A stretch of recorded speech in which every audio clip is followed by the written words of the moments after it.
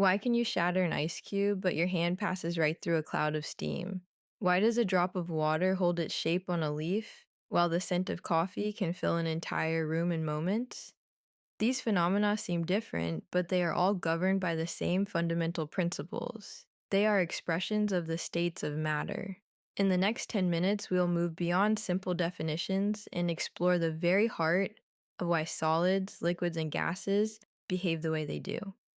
We will see that the entire physical world is the result of an elegant and constant battle between two opposing forces, the energy of motion and the forces of attraction. To truly understand the states of matter, we must first understand the two forces that dictate them. On one side, we have kinetic energy. This is the energy of motion.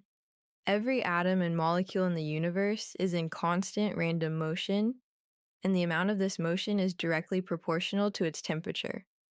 Kinetic energy is the force of chaos. It drives particles apart, urging them to fly off in every direction. On the other side of this battle, we have intermolecular forces. These are the attractive forces between molecules, the various forms of stickiness, like hydrogen bonds, and van der Waals forces that pull molecules together. Intermolecular forces are the forces of order. They try to lock particles into a structured, stable arrangement. The state of any substance, solid, liquid, or gas, is simply the outcome of the battle between kinetic energy and intermolecular forces. Who is winning that battle determines everything. Let's begin with the solid state, characterized by a fixed shape and a fixed volume. In a solid, the intermolecular forces have overwhelmingly won the battle. The attractive forces between the particles are so strong that they have completely overcome the kinetic energy. This victory locks the particles into a highly ordered, rigid structure known as a crystal lattice. The atoms or molecules can no longer move freely. Their kinetic energy is now expressed as mere vibrations in their fixed positions. This is why a solid is incompressible and holds its shape. Think of the atoms in a diamond. Each carbon atom is locked into a tetrahedral network by incredibly strong covalent bonds. To change the shape of a diamond, you must have enough energy to break these fundamental bonds, which is why it is one of the hardest substances on Earth. This is also why solids can have such beautiful regular shapes, like a snowflake or a quartz crystal, which are macroscopic reflections of their perfect microscopic order. The liquid state is perhaps the most interesting because it represents a dynamic compromise. A liquid has a definite volume, but it takes the shape of its container.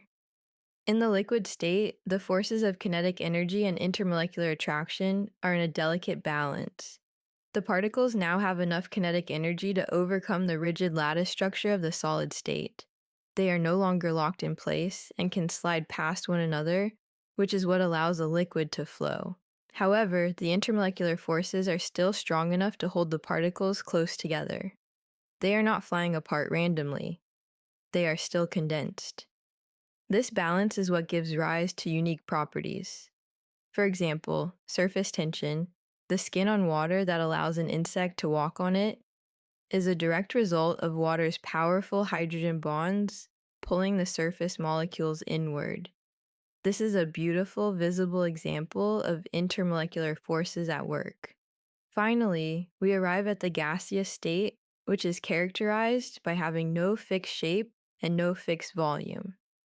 In a gas, kinetic energy has won the battle decisively. The particles are moving so rapidly and are so far apart that the intermolecular forces between them become almost negligible. The particles in a gas are essentially independent of one another, flying through space in straight lines until they collide with each other or the walls of the container.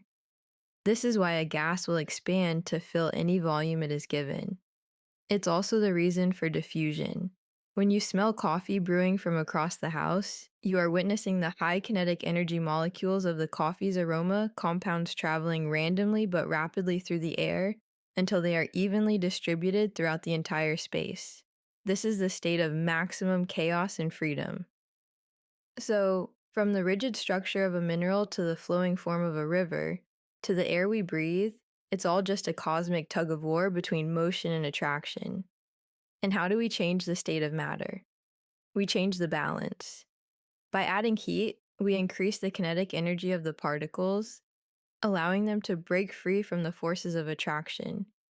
Understanding this fundamental battle is the key to understanding a vast portion of chemistry and the physical world itself.